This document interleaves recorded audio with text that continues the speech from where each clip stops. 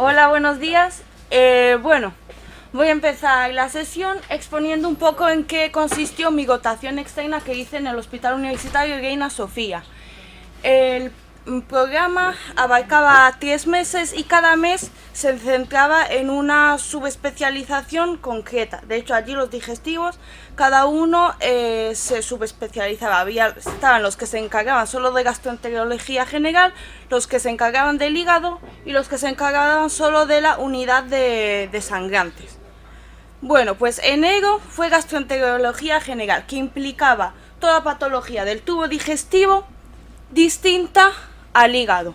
El lugar era en la planta de hospitalización y aparte durante el mes de enero teníamos comisión de tumores semanal donde se hablaban de los cánceres que se veían en estas localizaciones. Y bueno, aquí recalcar que las interconsultas que hacíamos, sobre todo, me llamó la atención que eran con endocrinología por el tema de que por tener afecto el tracto digestivo, muchas veces endocrinología tenía que estar allí pues para el tema de la nutrición. Y bueno, y hay algunas interconsultas con medicina interna. En verdad, las interconsultas con medicina interna se hicieron durante los 3 meses. En febrero, que fue mi periodo favorito, fue el hígado.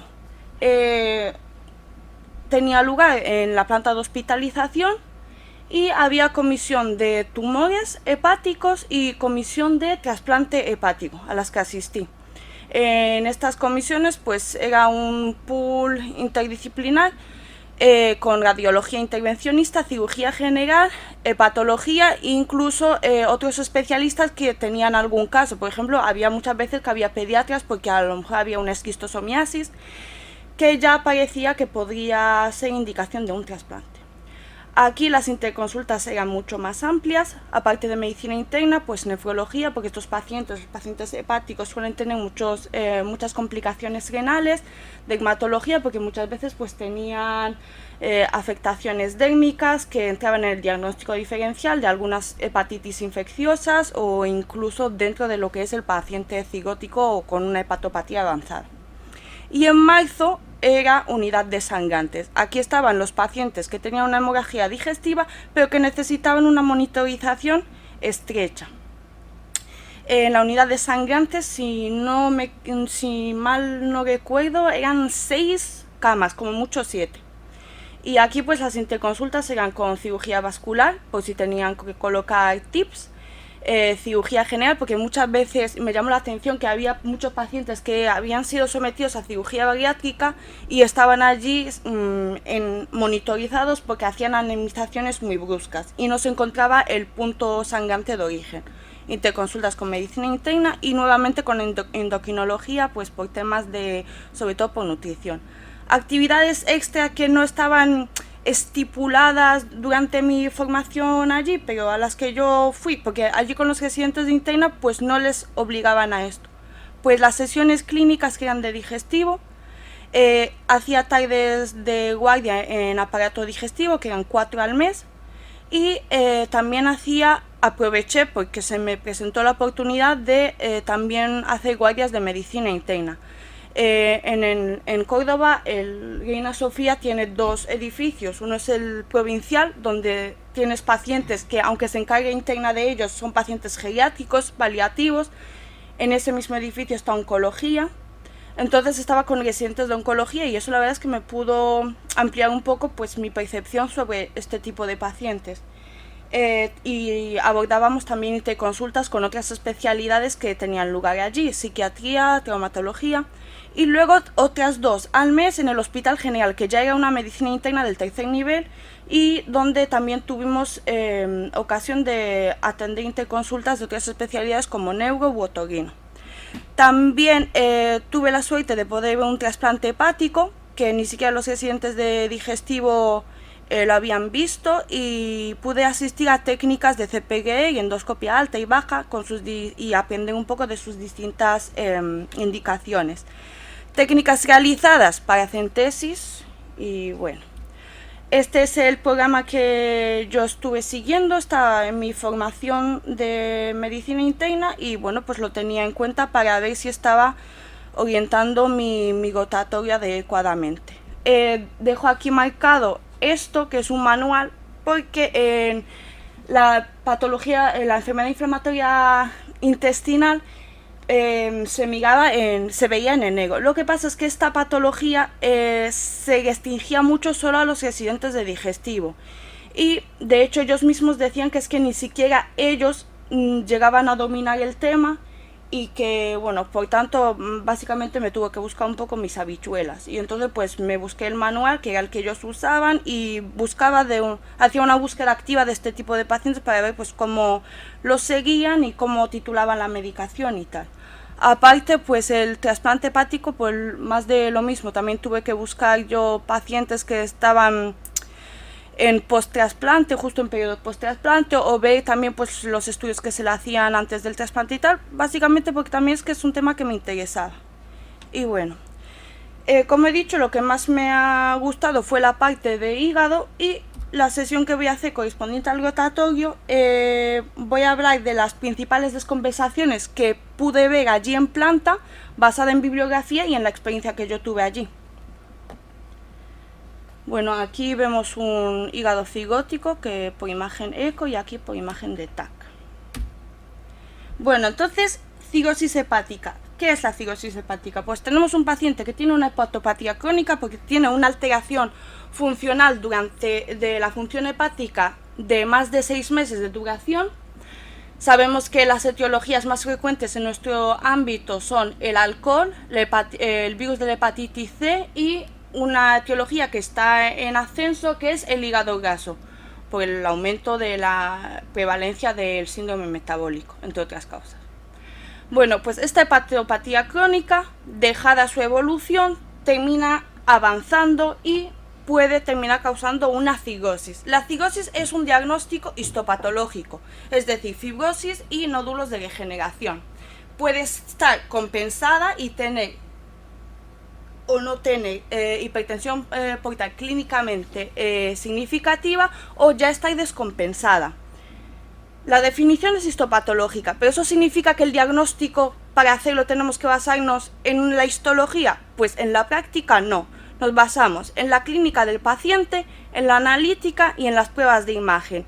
Clínica sugerente para sospechar que un paciente tiene cigosis hepática, pues en estadios iniciales es bastante silente, pero ya una vez que avanza, pues hepatomegalia, esplenomegalia, telangiectasias, eritema palmar, circulación colateral, todo eso nos puede sugerir. Aparte, nos apoyamos en la analítica, donde vemos alteraciones de la función hepática, eso cuando ya está un poco más avanzado, la coagulación, la albúmina y la bilirrubina, y también podemos encontrar un patrón de colestasis y de citolisis por las transaminasas y la fosfatasa alcalina y la gamma GT.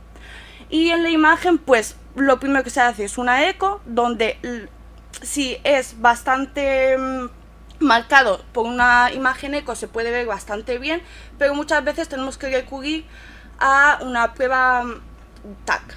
No he visto que se haga con resonancia magnética para diagnosticarlo por imagen, pero por TAC sí.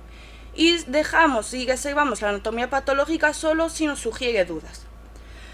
Una vez que diagnosticamos al paciente de cigosis hepática, pues su implicación pronóstica, y porque va a determinar la manera en la que vamos a tratar a estos pacientes, y si tenemos que aplicarle cierto tipo de profilaxis, tenemos que descartar siempre la posibilidad de que el paciente ya tenga una hipertensión portal. El gold estándar para diagnosticar la hipertensión portal es por cateterismo de la vena suprahepática. No obstante, en la práctica no sometemos a todos los pacientes al cateterismo. De hecho, yo no he visto a ninguno. O sea, se basan en la analítica, y en la imagen, y en la clínica. Analítica sugerente de hipertensión portal, la plaquetopenia, porque debido a la esplenomegalia estos pacientes suelen tener pocas plaquetas. Eso en la analítica. Por imagen, pues podemos ver circulación colateral, y también podemos ver pues dilatación de la vena porta. Y luego dejo aquí marcado que es y esto ha salido en el consenso de Baveno 7 que tuvo lugar en octubre-noviembre del 2021, o sea que es bastante reciente, que es la implicación de la elastografía, es decir, el FibroScan, como otro método alternativo para determinar la hipertensión portal de una manera no invasiva, y es lo que se llama la regla del 5, es decir, de 5 en 5 kilopascales, un paciente que tiene más de 25 se ha visto que eso se puede extrapolar a una hipertensión portal, que es lo equivalente a 10 miligramos de mercurio, y los que están por debajo de 10 se puede descartar una hipertensión portal clínica significativa, pero queda aquí pues una amplia escala de grises donde hay que apoyarse de otras cosas, la analítica y tal, y muchas veces pues habrá que hacer una endoscopia alta. Los pacientes que tienen hipertensión portal, hasta hace poco se le hacía una endoscopia alta para ver si tenían varices esofágicas con riesgo de sangrado, que eso tiene unos criterios, pero si estas varices cumplían esos criterios, se les aplicaba la profilaxis primaria de la hemorragia digestiva, que generalmente era con propanolol. Pero en este consenso del Baveno 7, aparte de que se ha visto que el carvedilol es mucho más efectivo que el propanolol, porque disminuye más la hipertensión portal, aparte de que disminuye el gasto cardíaco, disminuye la vasoconstricción. También ha surgido un nuevo concepto, que es lo que es la prevención de la primera descompensación. Es decir, son pacientes que todavía no tienen varices que podamos ver por endoscopia, y mucho menos que pudieran tener criterios para aplicar la profilaxis primaria, pero ya por el hecho de tener una hipertensión portal clínicamente significativa, ya bien diagnosticada por cateterismo o por la regla del 5, se les puede aplicar un beta bloqueante que ha visto que mejora su supervivencia e incluso evita la progresión. Bueno, descompensaciones y complicaciones. Me ha llamado la atención que en los pacientes hepáticos no todo se considera una descompensación. Limitan el término de descompensación a aquello que se ve que es típico y exclusivo de la progresión de la enfermedad, generalmente debido a la hipertensión portal. Y luego diferencian que el paciente pues tenga otras cosas que se consideran solo complicaciones, porque muchos pacientes pueden tener un fracaso renal agudo y no necesariamente ser una descompensación de la enfermedad de base, lo que sí sucedería si fuera un síndrome hepatorenal. A la hora de enfrentarnos a un paciente cirrótico descompensado, hay datos que tenemos que tener siempre en cuenta al ingreso, y es la etiología de su enfermedad hepática: alcohol, virus, hígado graso. Si ha tenido descompensaciones previas, es decir, pues ascitis o hemorragia digestiva o lo que sea. La descompensación actual, si tenemos constancia de que el paciente haya tenido signos de hipertensión portal. Por supuesto, un paciente que ya haya tenido ascitis, ya sabemos que ese paciente tiene hipertensión portal, porque la ascitis es una descompensación propia de la hipertensión portal. De hecho, es la más frecuente. Tener en cuenta también el estado funcional hepático por Child-Pugh, por el índice MELD y por el índice MELD de sodio, que es nuevo, que es teniendo en cuenta el sodio. Un paciente cigótico descompensado que va a ingresar en planta desde urgencias, generalmente lo que se puede hacer en ese momento es solo la escala MELD o MELD de sodio, porque para el Child-Pugh necesitamos también datos de albúmina y eso de urgencias generalmente no se saca. Y sabéis si el paciente ya está en lista de trasplante hepático o no. Bueno, la hemorragia digestiva, la verdad es que voy a dar solo 2 pinceladas, porque básicamente es una complicación que en el momento de una descompensación que en el momento de aparecer es campo del digestivo, porque es que necesita una endoscopia alta precoz en las 12 primeras horas. Y es que hay siempre hay que llamar al digestivo. Nosotros, que somos de otras especialidades, nos limitamos a monitorizar al paciente, reposición de volemia, una transfusión de hemoglobina o una transfusión de concentrados de Matías restrictiva, es decir, solo si la hemoglobina está por debajo de 7. Y esto lo pongo en negrita porque muchas veces, el paciente se está anemizando, le voy a transfundir. Pues no, porque estos pacientes tienen una alta probabilidad de sangrado. Entonces, con tal de que tengamos una hemoglobina entre 7 y 9, el paciente puede estar bien. No necesita que le pongamos eso porque vamos a perpetuar más esa hemorragia.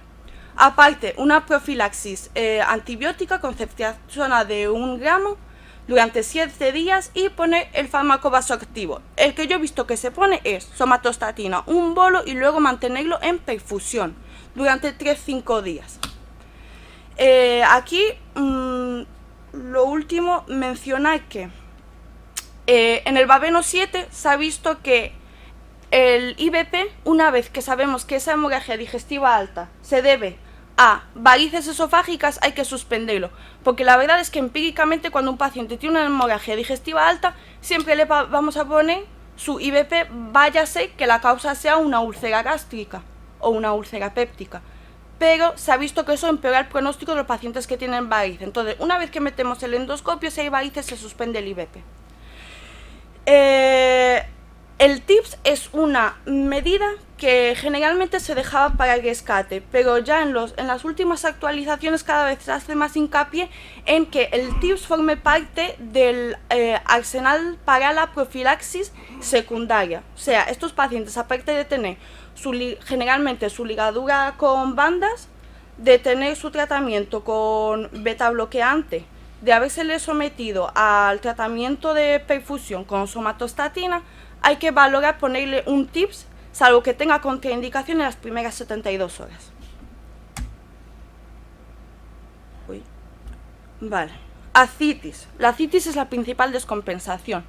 No toda ascitis se debe a un fallo hepático, a una causa hepática.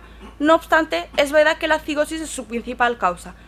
¿Por qué digo esto? Porque allí lo que yo he visto es que hay muchos pacientes que entran a urgencias con ascitis y muchas veces por tener el antecedente de tener un hábito enólico importante se les ha ingresado en digestivo y al final la causa de la ascitis terminó siendo un carcinoma ovárico, pero ese paciente estaba en la unidad de hígado y es algo que había que tener en cuenta. Bueno, pues la ascitis, pues ¿cómo nos damos cuenta de que el paciente tiene ascitis? Pues ya sea por imagen, porque no se pueda ver clínicamente, ya que la ascitis pues tiene tiene 3 grados. El 1 no se ve solo por imagen. El 2, la distensión es mínima, y el 3 ya es una ascitis a tensión. ¿Cómo manejamos la ascitis? Pues si es un grado 1, la que no se ve, manejo ambulatorio. Restricción moderada en sal, eso no significa que el paciente no pueda tomar sal, solo significa que no debe añadir básicamente sal a la comida, porque si el alimento está salado, pues se lo puede comer. Y un antialdosterónico, generalmente la espironolactona. Si la ascitis es de grado 2, es decir, cuando ya se ve cierta distensión, pues si es el primer episodio siempre nos vamos a apoyar antes en un antialdosterónico que en un diurético de ASA. Lo vamos aumentando cada 3 días en dosis de 100 miligramos hasta una dosis máxima de 400.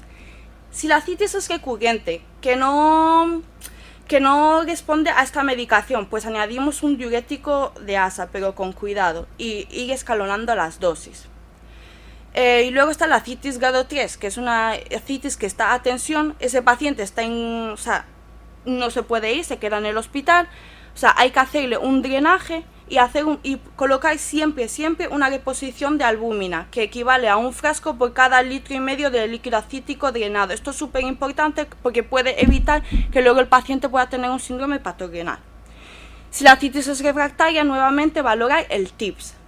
¿Hace falta analizar todo el líquido acítico? No, solo se analiza si es un primer episodio de ascitis en un paciente que está hospitalizado y que tenga una ascitis de grado 2 con otras complicaciones, o una ascitis de grado 3, o si sospechamos que la etiología pues no nos corresponde claramente con que sea una hipertensión portal. Por ejemplo, si sospechamos que el paciente pues lo que tiene es una ascitis por un carcinoma. Y por supuesto, si sospechamos una peritonitis bacteriana espontánea. ¿Cuándo pensamos que un paciente pueda tener una peritonitis bacteriana espontánea? Pues es un paciente que se pone muy malo. Tiene fracaso renal, encefalopatía hepática, tiene clínica sistémica, incluso tiene signos locales de peritonitis. Estos pacientes hay que analizar siempre su líquido acítico para confirmar el diagnóstico. ¿Cómo lo confirmamos? Pues si en el líquido acítico tenemos más de 250 polimorfos nucleares o un cultivo positivo, aunque los polimorfos sean inferiores a 250. Y siempre, siempre, siempre también poner albúmina el primer día y el tercer día. El primer día una dosis más alta, que es 1,5 por gramo por kilo de peso, y el tercer día 1 gramo por kilo. ¿Por qué? Porque se ha visto que esto disminuye el riesgo de que el paciente termine teniendo complicaciones como un hepato renal o un fracaso renal. Si generalmente el tratamiento es con cefalosporina de tercera generación, una ceftriaxona de 2 gramos, y si no, pues se va escalonando la antibioterapia. Hay que repetir la paracentesis a las 48 horas y siempre que podamos solicitar un antibiograma, porque básicamente si el paciente no responde a la ceftriaxona, pues tenemos que apoyarnos en el antibiograma. Que el paciente no responde, sospechar que lo que tiene es una peritonitis bacteriana secundaria y no primaria. Y ya allí el manejo es distinto. Estos pacientes tienen que irse a casa con una profilaxis secundaria, que es norfloxacino. Pero también hay que destacar que hay pacientes que necesitan una profilaxis primaria antes de tener su primer evento de peritonitis bacteriana espontánea. ¿Cuándo? Pues porque hayamos analizado el líquido y tenga menos de 15 gramos por litro o menos de 1,5 gramos por decilitro y un child pug superior a 9 acompañado de bilirrubina superior a 3 o insuficiencia renal o hiponatremia. Encefalopatía hepática, otra descompensación, se ve favorecida por el uso de TIPS y por el uso de diuréticos. El manejo versus es contra la causa precipitante, ya sea la hemorragia digestiva, una infección, una hipopotasemia, que el paciente ha dejado de tomar sus laxantes, si los tenía ya prescritos, que ha estado con fármacos sedantes, que muchas veces caen en encefalopatía hepática. Importante que el paciente mantenga una buena nutrición, con proteínas y con hidratos de carbono complejos para evitar una gluconeogénesis. Y bueno, y la vía de administración será según el nivel de conciencia. Son 4 estadios de encefalopatía hepática, pues en 1 o 2 podrá tolerar la vía oral, 3 dudosamente, y en la 4 que ya está en coma pues no podrá tolerar la vía oral. El manejo, lactulosa vía oral cada 8 horas, más enema cada 12 horas, más surifaximina. Y por tanto, por supuesto, al alta tiene que mantener su profilaxis secundaria, que se mantendrá con lactulosa de vía oral cada 8 horas y surifaximina. Esto solo se podría suspender si el paciente pues mejora su función hepática, que puede suceder, aunque es difícil, y bueno, se ve que no ha vuelto a tener nuevos episodios. Hiponatremia. La hiponatremia no es una descompensación como tal, pero sí es una complicación frecuente por el estado dilucional en el que se encuentran estos pacientes. Consideramos hiponatremia en estos pacientes estrictamente por debajo de 130, pero es verdad que también a veces se le considera ya una hiponatremia importante con tal de estar por debajo de 135 como cualquier paciente. Aquí el índice importante sería este nuevo, el que es de MELT y sodio. La hiponatremia pues puede ser hipovolémica o hipovolémica.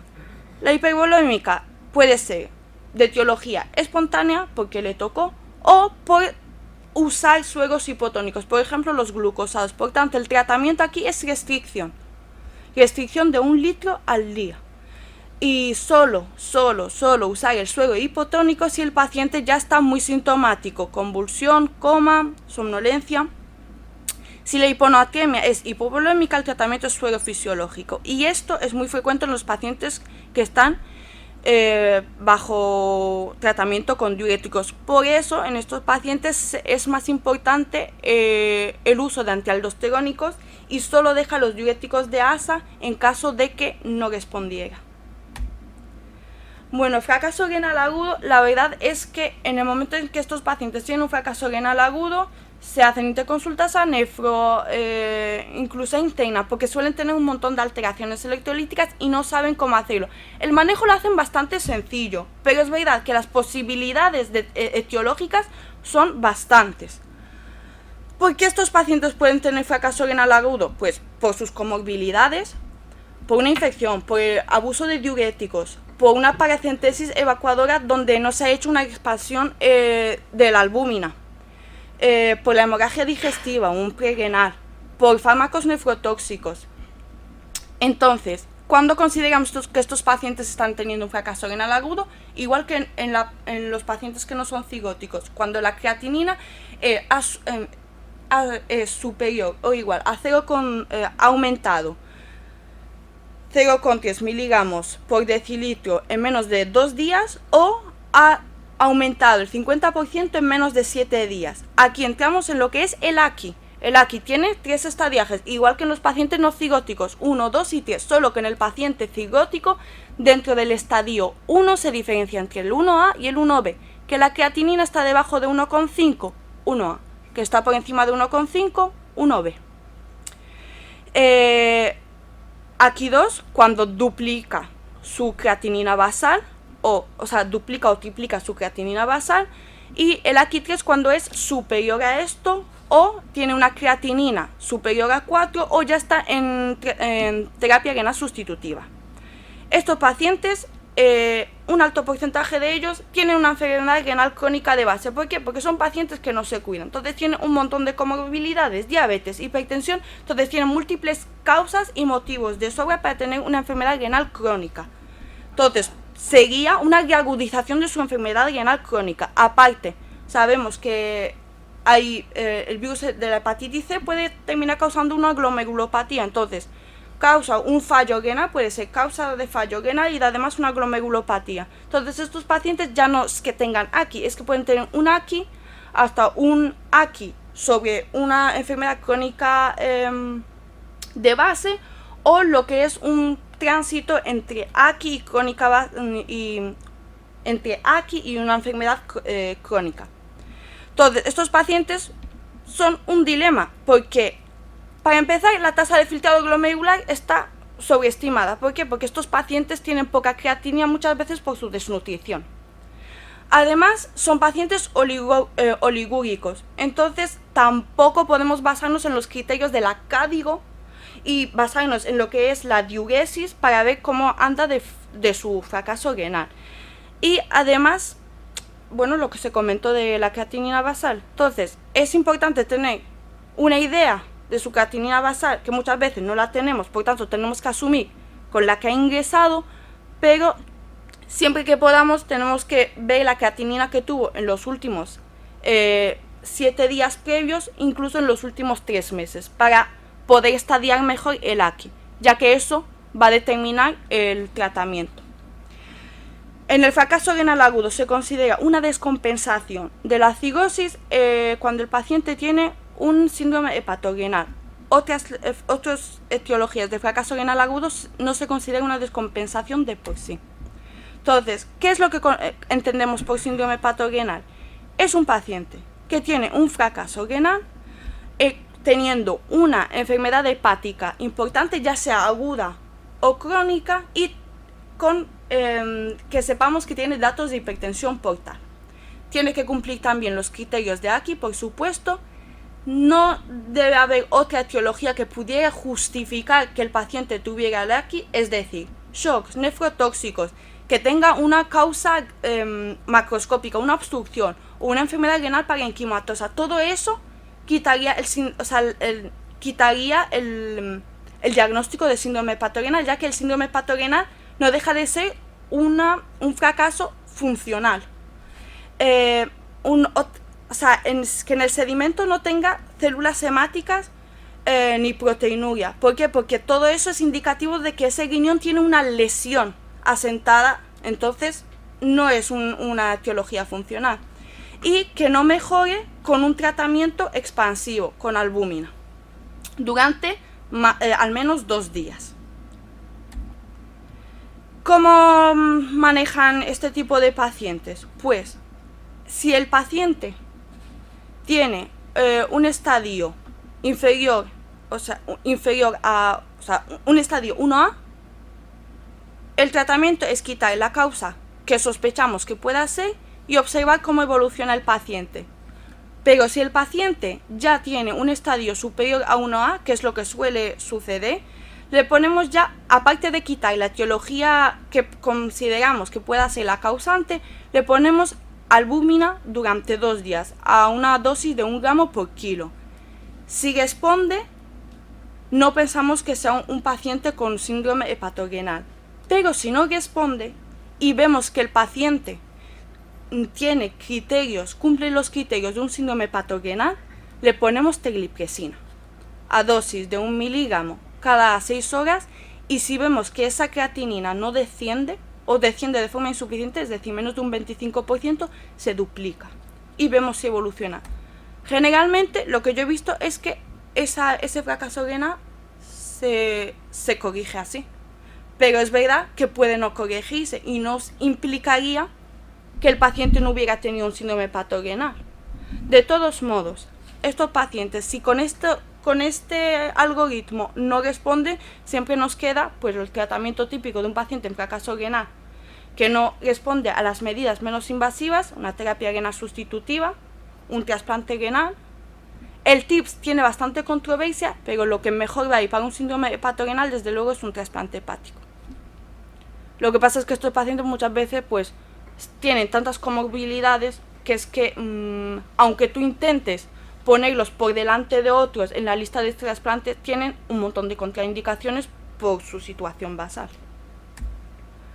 Y luego ya la última descompensación de la que voy a hablar, que es algo que hasta hace poco no se sabía y cada vez se está hablando más, y de hecho todavía no está muy claro lo que es, pero es fallo hepático agudo sobre crónico, y los digestivos lo ponen así, ACLF, Acute over Chronic Liver Failure.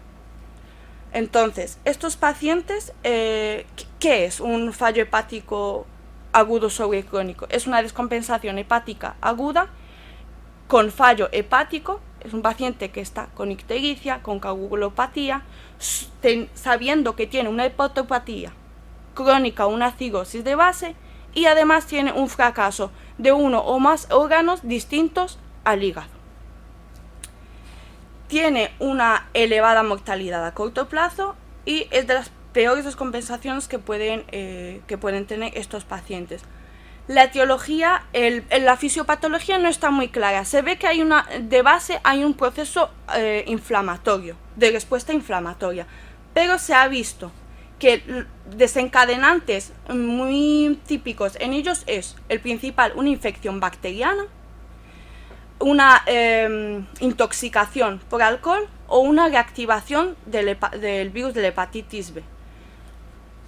Entonces, ¿cómo manejamos esto? Estos pacientes son bastante críticos, entonces, salvo que estén bien, no se pueden dejar en planta o van directamente a UCI o a una unidad de cuidados intermedios. Es verdad que yo los que he visto, como yo solo he pasado por planta, yo he visto algunos en planta y han salido, pero a lo mejor a las 2 semanas han vuelto a reingresar, pero a lo mejor en la unidad de sangrantes esa vez, y yo ya estaba en sangrantes. El tratamiento es de soporte, monitorización estrecha y de soporte, y si tenemos la suerte de poder identificar un factor precipitante, ponemos el tratamiento diana. Es decir, si sabemos que se trata de una infección o reactivación por hepatitis B, pues tenofovir o entecavir. Que sospechamos que la etiología es una hepatitis alcohólica, corticoides o incluso añadir N-acetilcisteína. Y si no, que hasta en un 40-50% de pacientes no sabemos cuál ha sido el factor desencadenante, pues no podemos hacer nada y vamos esperando, monitorizando, tratamiento de soporte y a ver. Yo sí he visto pacientes que han salido de esta, pero estos pacientes necesitan una valoración temprana para trasplante hepático porque generalmente es la única solución. En estos pacientes con fallo hepático agudo sobre crónico, hay una escala que es como el SOFA, pero que está adaptada a este tipo de pacientes. Se tiene en cuenta el cerebro, los pulmones, el hígado, los riñones, la coagulación y la circulación, dando especial importancia pronóstica, porque de tener afectación a nivel renal o a nivel o cerebral, con cerebral me refiero a encefalopatía hepática, esos pacientes su pronóstico cae en picado. Y bueno, y se les da una puntuación. Entonces, eso es la escala de la puntuación que ellos tienen.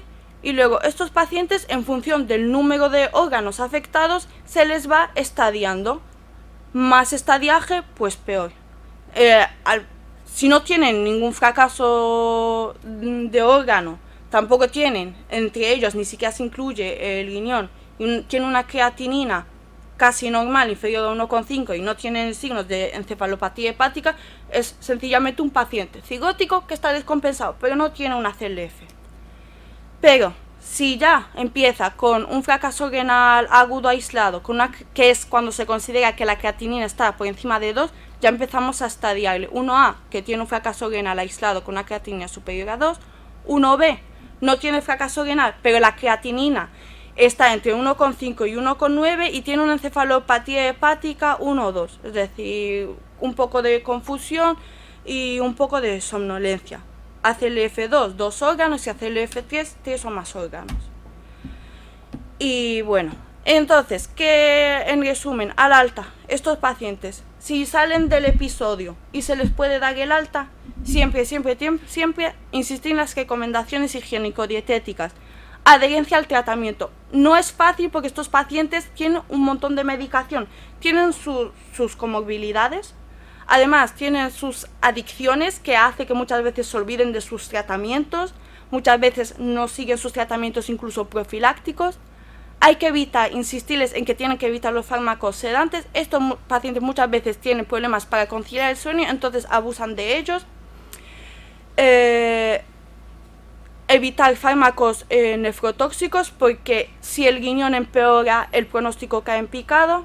Insistir en la abstinencia de alcohol, lo cual es difícil. Y una dieta pues reducida en sal. Y luego pues eso, que necesitan, porque tienen ascitis, su tratamiento antialdosterónico, se lo ponemos al alta. Que necesita también un diurético de alza, lo ponemos al alta, pero sin abusar del diurético de alza. La lactulosa, la rifaximina, si ya ha tenido su episodio de encefalopatía hepática. Y si ya sabemos que es un paciente que tiene riesgo de tener una peritonitis bacteriana, le ponemos un ofloxacino, y incluso si ya tuvo un episodio, pues déjalo como profilaxis secundaria. Y bueno, y ya lo que se dijo en Banveno 7, los beta bloqueantes, que cada vez se ponen antes, que no hay que esperar que el paciente tenga unas varices que tengan signos de sangrado o signos de riesgo de sangrado. Un paciente que ya vemos que tiene una hipertensión portal clínicamente significativa, es decir, lo que sería por cateterismo equivalente a que esté por encima de 10, o por el fibroscan que esté por encima de 25, pues esos pacientes se tienen que llevar un beta bloqueante, y donde se ha recalcado que el carvedilol pues actúa mucho mejor que el propanolol. Y luego estos pacientes pues tienen sus seguimientos que se hacen en consulta de su función hepática, despistaje de su hepatocarcinoma, que se hace cada 6 meses, nos ayudamos de una eco, y a veces se pide la alfa-fetoproteína, pero no todos elevan la alfa-fetoproteína. Control de signos de hipertensión portal, y valorar si este paciente tiene que estar incluido ya en una lista de trasplante, que eso se consideraría con un MEL por encima de 10, aunque el trasplante se aplica a partir de un 15, pero ya cuando el paciente ya tenga un MEL de 10, ya ir adelantando los procesos, porque entre que le vea al psiquiatra, que tal, pues todo eso. Y ya está. Muy bien.